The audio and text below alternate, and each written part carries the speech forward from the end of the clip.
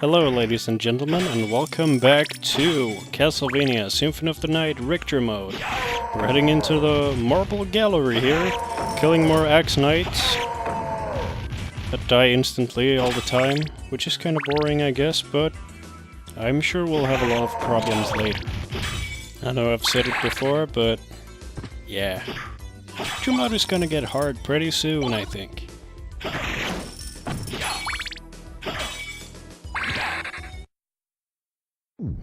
Save spot. I guess it's a bit early, but better safe than sorry, you know? Or as the old Sierra Adventure games used to say, save early, save often. And it really applied to those games, let me tell you. Actually, I might play one of those sometime. Maybe Space Quest 3. No promises made, though. I've said plenty of things in my days that I haven't quite lived up to. Fleaman, the worst fucking enemy in all Castlevania games. Almost. One of the worst, anyway.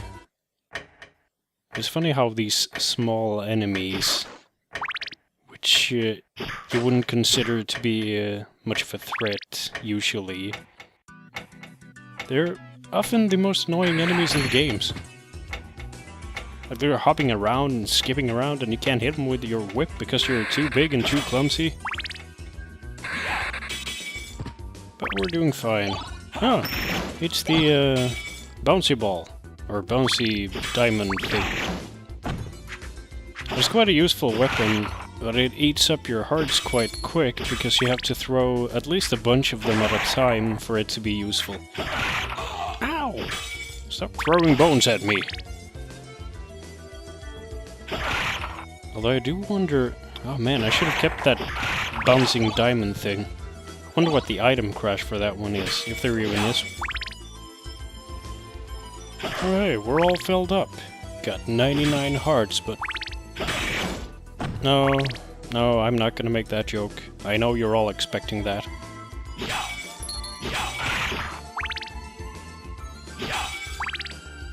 What's good about Richter Mode is you do quite a lot of damage already early in the game.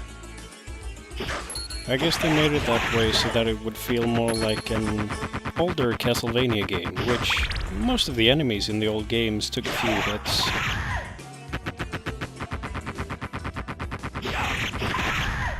And the bosses still take plenty of hits, so... There's that. I like that floating eye in the background. Can't really see it now. Hang on. Oh, there it is. Floating around, staring at you. I don't know why it's there, but... yeah, it's kind of freaky. But don't pollinate me. That's kind of dirty. Innuendo flower, go back whence you came. Another great thing about Richter is... he can run! Which I neglected to mention in the other video, by the way. The difference from Rondo of Blood is that Richter can also run in this game. Oh shit! And Armor Lords are a bit more dangerous in Richter Mode because, you know, they do a lot of damage. Hey, I guess they weren't that bad. And here we have a secret. And I think, isn't this the place where the elevator thing was? Or am I in the wrong room? I guess we'll see. It should happen at any moment, so... it'll just be a few seconds. Bear with... oh! There's another case of weird elevator sounds. That one's even weirder than the one in... oh, crap. I was saying that was even weirder than the one in the previous video. Even so, it being sort of a pink glass elevator coming out of nowhere. I have nothing to do with this wall. No, because I can't turn into mist, because I'm not a vampire. I'm a human! I'm a vampire killer. Actually, that's my whip. And here's the small observatory type room hanging above the water surface dangerously. I wonder if you can use the... it doesn't seem like it. In playing as Alucard, you can use the binoculars or the telescope to spy at the distant water. Sometimes the ferryman rides by. I think he only does it once. Just as a sort of foreshadowing to... you have to go in his boat to cross the river. We'll be getting to that part later.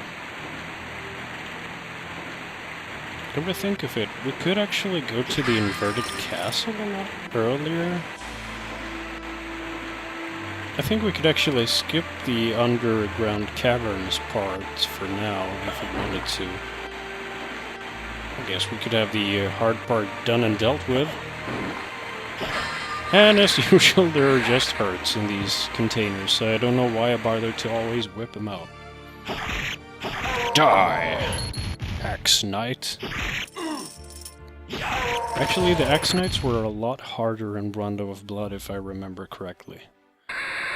Because they took like 6 or 8 hits or so. And they threw so many axes. I should probably play Rondo of Blood sometime as well. It's a fucking hard game, but for some reason I can't help but love it. I've never played through all of it, though. And here's the doppelganger fight. Sadly, we won't be fighting a Richter doppelganger. But still, it's kind of a cool battle, nonetheless. And it shouldn't be too hard, I think.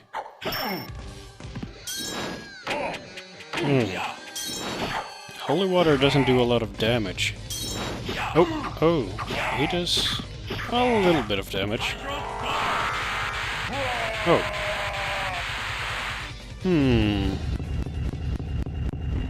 So I guess Hydro Storm is quite useful.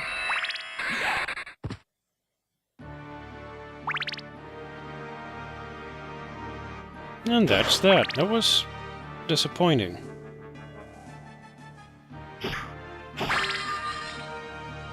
Come to think of it, I wonder why they didn't do a Richter doppelganger boss. I mean, they had the AI in place, what with the fake Trevor battle later in the game, so they could have just reskinned fake Trevor basically and made a fake Richter, or a Richter doppelganger fight. I don't remember if... I think he uses a couple of sub-weapons too, like the cross and maybe the knives. That would have been a cool fight, but probably hard as shit. Hard as shit would certainly be in the spirit of Castlevania though, wouldn't you say? Ah, I like this song. Such a peaceful place. Nothing here but us and those skeletons that always drop their heads.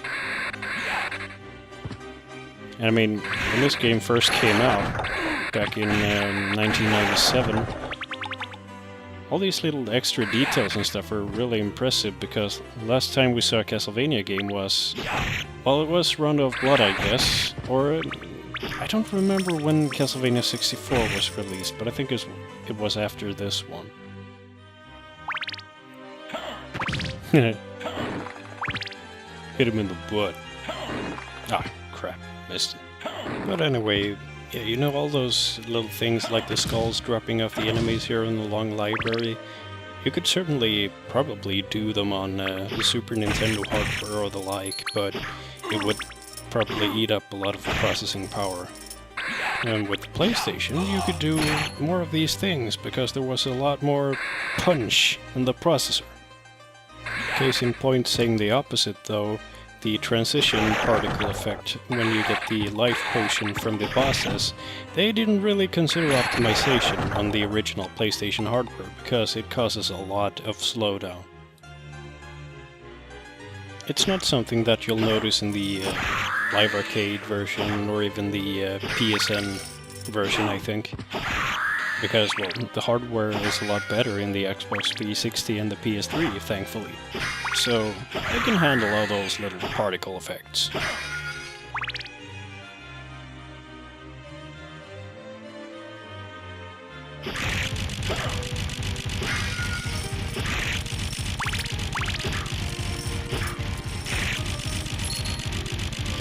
I think we've got a PlayStation Classics release of Symphony of the Night for the original PlayStation. I think my brother has it. I might see if I can get a hold of it and maybe record, just to demonstrate the slowdown when you're getting those potions. Oh no! Book's coming after me! I have to whip it! Whip it good. Oh, damn. Then again, I don't think I can record the PlayStation because we only have a SCART cable for it. And also the region unlocker thing on the back of it doesn't seem to work very well anymore. Although we have had it for quite a while, so there's that. Oh hey, but you're just gonna ignore me? No merchant music or anything? Huh. What a complete wanker shim he is. Well, we've got no business with him anyway. We can't buy anything from him. And besides, he's a servant of the master.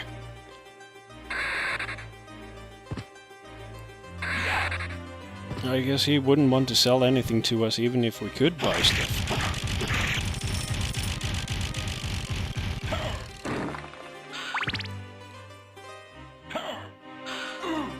Oh man! Oh no, I'm low on health.